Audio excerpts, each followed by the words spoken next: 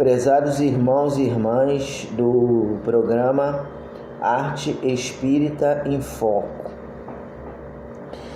Então hoje nós estamos com uma temática baseada num conto espírita intitulado Cegueira do Fanatismo. E como vocês já sabem, aquelas pessoas que acompanham o canal, né?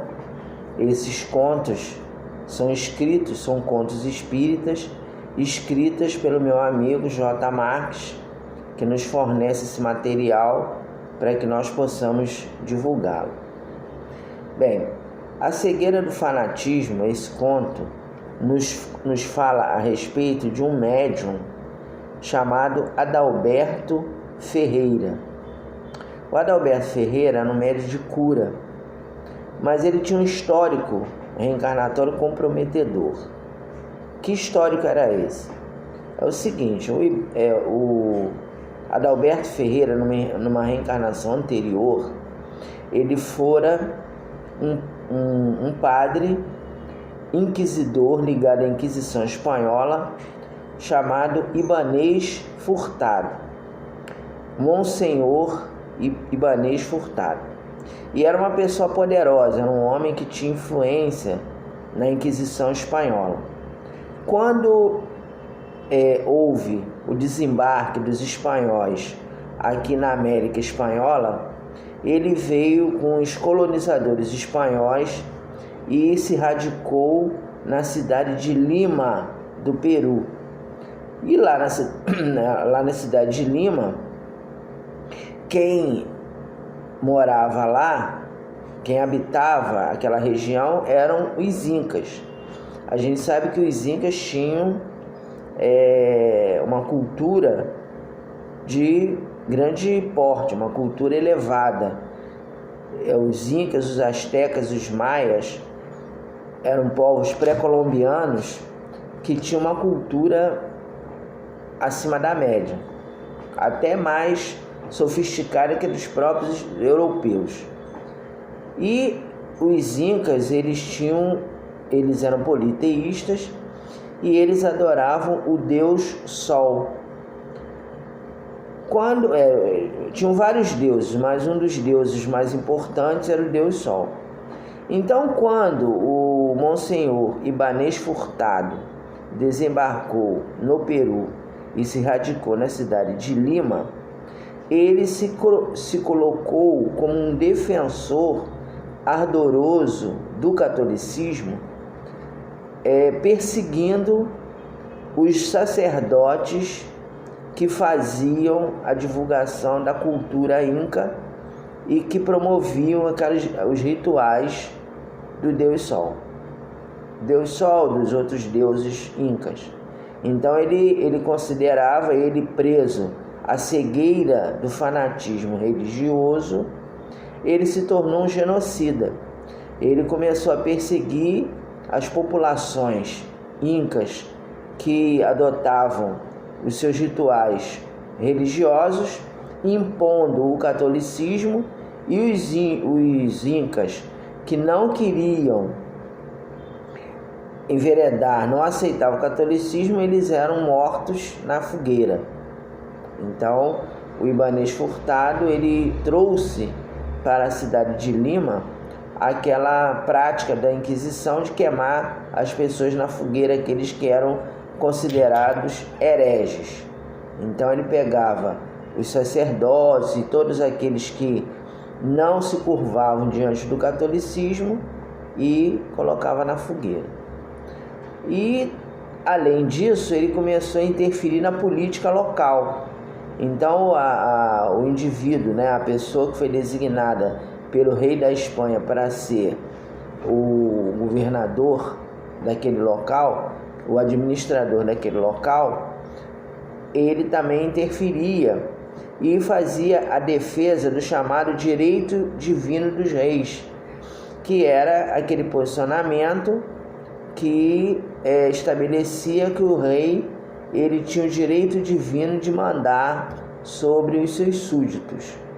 Era um direito divino de impor aos demais súditos do reino a sua vontade, porque se Deus tinha permitido que ele nascesse naquele grupo familiar poderoso, é porque ele tinha a missão de dirigir o governo administrativo da Espanha, a direção administrativa da Espanha.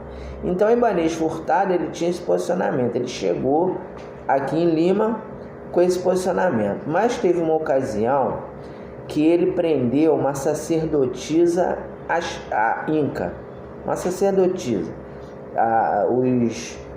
Dentre os incas tinham os sacerdotes e tinha as sacerdotisas. As sacerdotisas eram virgens, elas não se casavam, eram celibatárias e elas se dedicavam às práticas religiosas do Deus Sol e de todo o panteão religioso asteca. Essa moça era uma moça muito bonita e o Ibanez Furtado, apesar de padre, ele se apaixonou por ela. A gente sabe que os padres naquela época eles eram celibatários, mas de vez em quando eles tinham lá as suas mulheres que eles se relacionavam. Então ele ficou apaixonado pela nossa sacerdotisa, né? É uma moça muito bonita, ele ficou apaixonado. Mas como ele sabia que ele não podia tê-la, né? Ele, apesar de ele ser uma pessoa desequilibrada, ele procurava seguir os ensinamentos do catolicismo. Ele sabia que ele não podia viver com aquela mulher, que ia ser um escândalo, né? Se as pessoas soubessem que ele estava tendo um caso com aquela pessoa. Aí o que ele fez? Ele resolveu matar a sacerdotisa. Aí ele pegou a sacerdotisa, a acusou de bruxaria, que era facílima, porque ela era facílima, porque ela cultuava o Deus Sol. E aí ela foi levada para a fogueira. Só que essa sacerdotisa era um médium de efeitos físicos. E além disso, ela tinha sintonia, tinha proteção daqueles espíritos ligados à natureza. Então ele preparou a execução da sacerdotisa, e aí na hora que ele acendeu a fogueira, caiu uma chuva torrencial que apagou a fogueira. Aí acabou que ele não pôde executá-la. Aí ele botou a sacerdotisa na masmorra de novo e falou: não, ela vai morrer, ela é bruxa, mas eu vou conseguir acabar com ela. Aí marcou um outro dia para executá-la, queimando-a na fogueira. Aí botou a sacerdotisa na fogueira, fez lá umas orações, né? Pediu a proteção divina para que aquela bruxa fosse morta. Novamente uma chuva torrencial apagou a fogueira. Ele ainda tentou uma terceira vez, aconteceu a mesma coisa. Então ele viu que com aquela mulher não tinha jeito. Aí o que ele fez? Ele falou: bom, essa bruxa aqui é muito poderosa, então eu vou pegar essa mulher e vou mantê-la na minha casa como escrava para controlar ela, porque ela é uma pessoa perigosa. Ela faz evocação demoníaca e Lucifer vem apagar a fogueira. Na cabeça dele era isso que acontecia. E foi o que ele fez. Ele pegou a moça, botou trabalhando com ele. Mas o que acontecia? Na verdade, ele estava apaixonado por ela. Ele queria destruí-la, porque ele não tinha coragem de assumir uma relação amorosa com ela, porque ele era aquele fanático religioso, muito rígido, e ele achava que era um sinal de fraqueza se ele fosse admitir que ia viver com aquela mulher. Aí também a sacerdotisa, ela era celibatária, ela também não aceitava qualquer tipo de aproximação. Algumas vezes ele tentou, mas ela sempre procurava uma maneira de mantê-lo afastado. Então ele desenvolveu por ela um amor platônico. Ele não teve uma relação afetiva com ela, uma relação conjugal com ela, mas ele desenvolveu um amor platônico, ele a amava muito, silenciosamente. Ele desencarnou, né? Os anos foram passando, ele atuando, ele era considerado um homem santo, porque ele conseguiu que uma grande parcela dos incas se tornassem católicos. A gente não vai falar cristãos, porque a gente sabe que cristianismo não é apenas o catolicismo, né? A gente tem o espiritismo, tem o protestantismo também, são religiões cristãs. Então, era o catolicismo naquele momento. Então, ele conseguiu, com aquele fanatismo, com aquela cegueira do fanatismo religioso, impor o catolicismo a uma parcela dos incas que moravam lá em Lima. E aí, quando ele morreu, ele era um homem santo, né? Todo mundo achando que ele ia para o céu, e ele também. Aí, quando ele chegou no mundo espiritual e viu que não era nada disso, ele ficou revoltado e se uniu a um grupo de espíritos obsessores, de ex-religiosos que obsediavam pessoas, porque ele se achou traído por Jesus. O que ele imaginou? Ele achava que estava defendendo os interesses do Cristo, agindo daquela forma, matando pessoas na fogueira. Então ele imaginava que Jesus ia recebê-lo pessoalmente. Quando ele chegou lá e estava nas trevas, naquelas regiões de sofrimento, umbral denso, ele ficou revoltado. Ele falou: eu fui traído, Jesus me enganou, Jesus me traiu. Aí ele renegou o catolicismo e se uniu a um grupo de obsessores que eram formados inclusive por ex-inquisidores espanhóis, portugueses, aqueles grupos de inquisidores, e ficou perseguindo aquelas pessoas que tinham ideias progressistas, que eram contra a Inquisição. Até que um dia, passaram-se séculos, ele lembrou da sacerdotisa. Ele teve um momento lá de arrependimento e começou a pensar na moça, né? Falou: puxa, eu gostava tanto daquela minha escrava, daquela moça, daquela sacerdotisa. Se eu pudesse voltar no tempo, eu ia agir de outra maneira, eu ia tratá-la de outra forma, não ia levá-la para a fogueira, também seria mais benevolente com os incas. Então ele começou a refletir. Nesse momento ele abriu uma brecha para aproximação de espíritos benevolentes. Então, quando ele estava lá pensando na sacerdotisa,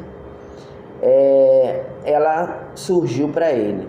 Ela estava ali já há um tempão tentando sensibilizá-lo, porque ela, apesar dela não ter tido nada com ele, ela tinha piedade dele, né? Tinha compaixão. Ela sabia que ele era um companheiro desequilibrado, ela tinha compaixão por ele. Já em vida, já encarnada, ela tinha aquela compaixão para aquele homem. Então ela se aproxima dele, ele a vê. Quando ele a vê, né, ela se materializa, né, ela se faz visível para ele naquela região trevosa que ele estava. Quando ele a vê, ele se ajoelha e pede perdão, pede para ela tirá-lo daquele local, e ela o retira. Então foi um momento em que ele saiu daquela situação de perturbação espiritual que já durava muito tempo. Ele foi levado para uma região do mundo espiritual de recuperação, e lá foi dito para ele o seguinte: olha, a maneira que você tem de se redimir é você ser um médium de cura. Você vai reencarnar. Ensinaram para ele, né, o que é reencarnação. Você vai reencarnar e você vai ser um médium de cura. Você vai exercitar a mediunidade, que a mediunidade vai ser a sua maneira de se redimir dos erros que você cometeu. E aí apresentaram para ele um mentor chamado Tupac. Era um daqueles sacerdotes incas que tinha muito conhecimento de magnetismo, de fitoterápico, de fitoterapia. E esse Tupac que foi o mentor dele. E aí ele reencarna e, melhor ainda, a sacerdotisa inca, ela se propõe a acompanhá-lo para ser esposa dele. Finalmente, aquele grande amor que eles sentiam um pelo outro poderia se concretizar, porque ela se propôs a acompanhá-lo e ser esposa. Então eles já encarnaram aqui no Rio de Janeiro, e ficaram. Ele se ligou a uma casa espírita muito cedo, né? Ele ainda na juventude, a mediunidade de cura dele eclodiu. Ele dava passes magnético espiritual que curavam instantaneamente, né? Quer dizer, então a pessoa chegava com uma dor ou com algum tipo de lesão, ele impunha as mãos sobre aquele local e a cura acontecia. Quando eram casos mais graves, ele fazia chás fitoterápicos e dava para a pessoa, e a pessoa ia tomando aquele chá, também se curava. Então, o Tupac era o mentor dele e começou a fazer. Então ele estava indo maravilhosamente bem. Mas o que aconteceu? Ele reencontrou um ex-comparsa dele, que foi o deputado Manuel Calado. Esse deputado Manuel Calado era um daqueles homens que ele tinha conhecido lá em Lima e que fazia parte do governo espanhol daquela época e que não tinha ainda conseguido se libertar do seu passado reencarnatório. Ele tinha se preparado para vir ao mundo, né, ajudar financeiramente a casa espírita que o médium, né, o Adalberto, frequentava. Só que ele chegou aqui e esqueceu tudo, ele não conseguiu.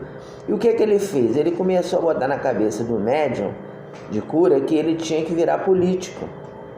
E ele, infelizmente, caiu na conversa do Manuel Calado, né, o Adalberto.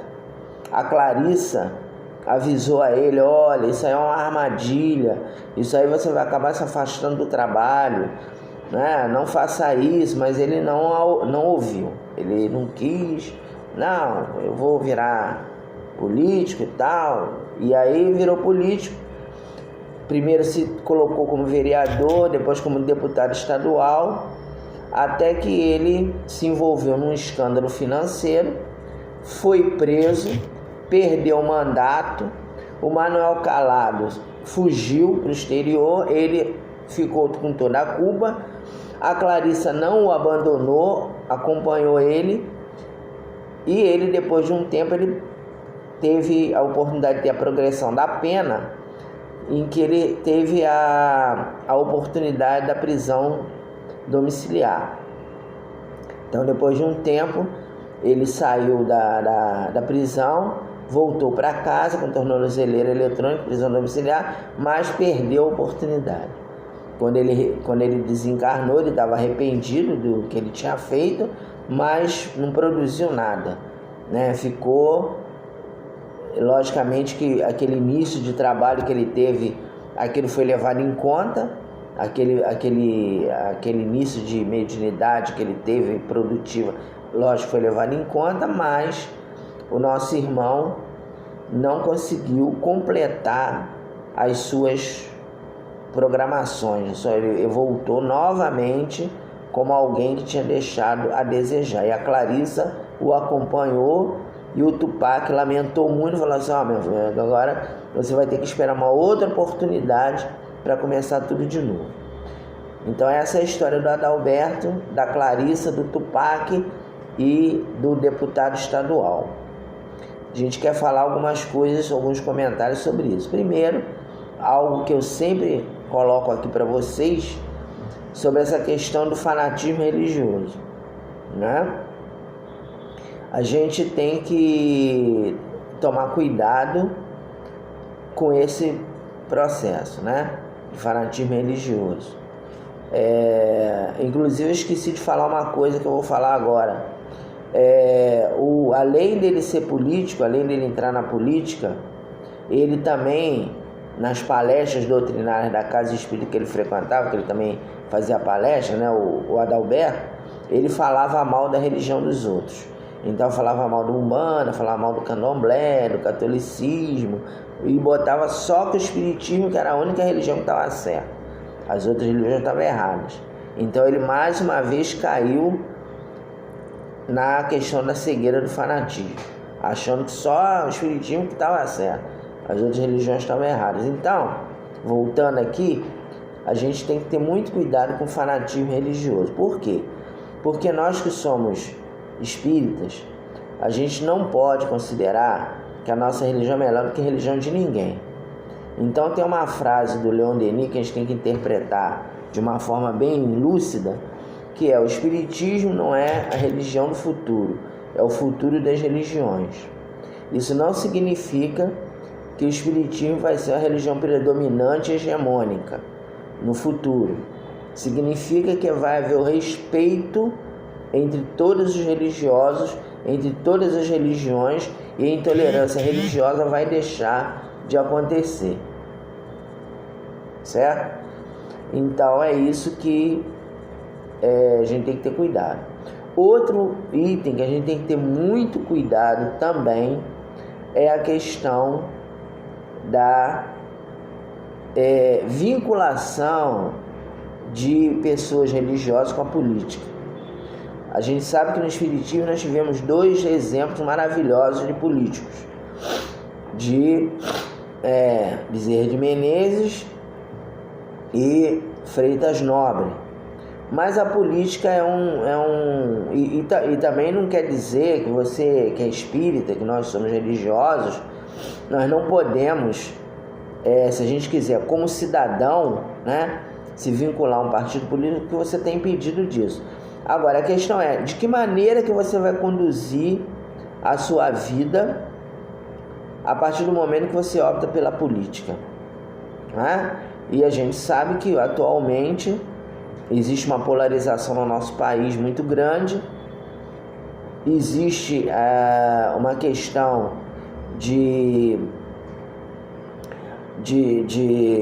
lutas ideológicas muito intensas, e nós temos que levar em conta se vale a pena você deixar de lado, ou você deixar o seu trabalho na casa espírita em segundo plano para optar pela carreira política.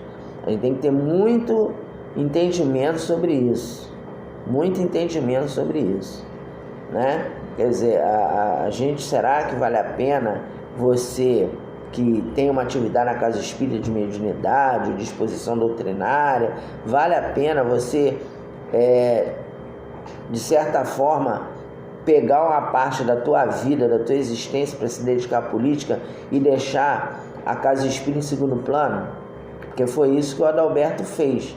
A partir do momento que ele foi na onda do Manuel Calado, ele praticamente abandonou o trabalho dele. Ele, também vou retificando aqui, que eu esqueci de falar, né? Agora que eu estou retomando aqui a narrativa, ele largou a mediunidade. Ele, depois que ele virou político, ele não tinha tempo, não tenho tempo, que eu tenho reunião lá do partido, não sei o que, ele largou o trabalho da mediunidade de cura, que ele tinha começado muito bem, largou. Por isso que ele voltou como uma pessoa que não tinha cumprido os seus compromissos reencarnatórios. Então a gente tem que também pensar muito sobre isso, né? E outra coisa também é o seguinte, né? Vou deixar aqui também com uma reflexão para nós. Nós sabemos que nós temos as nossas federativas. Tem a FEB, tem o CES, tem... Então, quando nós estamos ligados a essas federativas, a nossa postura tem que ser uma postura de colaboração, não de luta de poder. Porque, veja bem, às vezes você fala, não, mas eu não me envolvi com política. Mas se você, por exemplo, nós, há algum tempo, a gente participa de atividades na federativa aqui do Rio, que é o CES. Então, se você vai lá para você querer bater de frente com as pessoas, fazer crítica, porque fulano não tá bom, eu vou enfim, a gente tem as Assembleias Gerais Ordinárias, né? E se em algum momento você que é dirigente espírita, você que é representante da tua casa espírita, representante do seu, né? Que é o Conselho Espírita de Unificação, se você vai lá para fazer politicagem. O que é fazer politicagem no movimento espírita? É ir para lá para bater de frente com as pessoas, é ir para lá para querer impor que a sua ideia prevaleça. Então, a gente às vezes vê, não, logicamente que isso aí não são exceções, mas às vezes a pessoa já está, apresenta uma proposta, né, lá no conclave dos dirigentes, apresenta uma proposta, a proposta não é aceita, a pessoa é voto vencido, mas a pessoa fica insistindo que a sua ideia tem que acontecer. Eu conheço uma moça que ela saiu de uma casa espírita porque ela percebeu que na sua casa espírita a reunião de diretoria era numa sala, eles iam fazer reunião na sala. Tinha pessoas que ficavam gritando tão alto que lá no salão da reunião pública o pessoal ouvia. As pessoas, porque ficavam irritadas, aquele negócio de um querendo impor que não, mas você está errado. Então isso é você fazer politicagem na casa espírita, porque a gente fala assim, não, eu não vou me meter com política, mas se você tiver uma atitude de ser dissidente de um trabalho, você ir para a casa espírita, você querer fazer dissidência, você querer fazer romper com as pessoas, querer lutar para, não, aquele presidente ali não é bom, eu vou fazer uma chapa oposicionista para derrubar o presidente. Isso é politicagem da pior espécie. E Kardec, na Revista Espírita, ele nos alerta que os grandes inimigos do espiritismo são aqueles que vão para as casas espíritas provocar dissidência. Então a gente tem que ter muito cuidado com isso.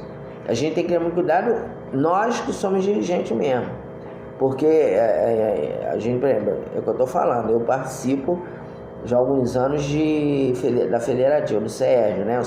A nossa casa é a do SERJ. Mas eu procuro sempre, lógico que eu não sou perfeito, não estou fazendo apologia, dizendo que eu sou, minha atitude é impoluta, não é isso. Mas a gente procura ter a nossa casa espírita, eu como representante da casa espírita, eu procuro ter uma atitude de colaboração, de não de ir para lá bater de frente com as pessoas. Ir para lá para criticar, vocês estão errados, não é isso. A gente pode, lógico, fazer alguma crítica, mas tem que ser uma crítica construtiva, não aquela crítica que vai querer derrubar as pessoas. Então a gente também queria fazer essa reflexão, porque o nosso amigo Adalberto, né, ele se afastou do trabalho, voltou para a política do mundo, mas às vezes você fica dentro do centro fazendo politicagem também, porque aí você se coloca como uma pessoa que quer criar uma oposição, uma diretoria. Não que as diretorias também sejam perfeitas, mas a questão é a maneira de fazer, a forma de fazer. Você tem que fazer de uma maneira caridosa. Olha, o presidente é isso, é aquilo outro. Então eu vou me colocar, vou apresentar uma chapa. Então tem que ser de uma maneira equilibrada, de uma maneira caridosa.